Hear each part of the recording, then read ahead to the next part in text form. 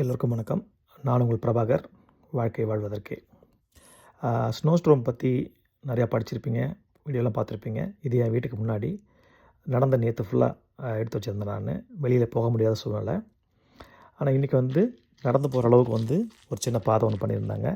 எங்கள் மெயின்டெனன்ஸ்லேருந்து அப்பார்ட்மெண்ட் மெயின்டெனன்ஸ்லேருந்து பண்ணியிருந்தாங்க. ஸோ அது வழியாக நடந்து போயிட்டு எல்லாத்தையும் ரெக்கார்ட் பண்ணலான்ட்டு போயிட்டுருக்கேன். எல்லா பக்கமும் பாருங்கள், ஃபுல்லாக பனி. அப்படியே போயிட்டுருக்கேன். வழியில் பாருங்கள் எவ்வளோ உயரம்னு பாருங்கள். பண்ணிடலாம். இந்த கார் 2வது நிற்கிற கார் தான் என் காரு. இந்த ஸ்னோவில் ஃபுல்லாக மூடிட்டுருக்கு. அதை நான் க்ளீன் பண்ணி எடுத்துகிட்டு போகணும்னாக்க 2 நாளைக்கு முடியாதுன்னு நினைக்கிறேன். ஏதோ அப்பார்ட்மெண்ட்டுக்கு வெளியே ரோடு பாருங்கள், அப்பப்போ ஏதோ கார் போயிருக்க தரலாம் இருக்குது. அப்படி இருந்தாலும் எல்லாம் க்ளீன் பண்ணியிருக்காங்க. எல்லாம் புல்டோசரை வச்சு ஃபுல்லாக பண்ணியிருக்காங்க.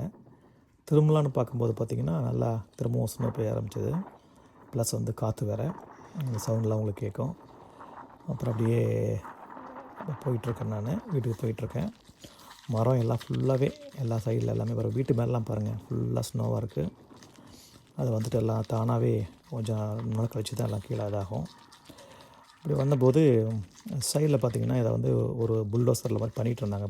அதை க்ளீன் பண்ணிகிட்டு இருந்தாங்க. அதை அப்படியே ஜூம் பண்ணி எடுத்தேன் நான். இந்த வீடியோ உங்களுக்கு பிடிச்சிருக்குன்னு நினைக்கிறேன். நான் பிடிச்சிருந்தால் லைக் பண்ணுங்கள், கமெண்ட் பண்ணுங்கள், ஷேர் பண்ணுங்கள். நன்றி, வணக்கம். நான் உங்கள் பிரபாகர்.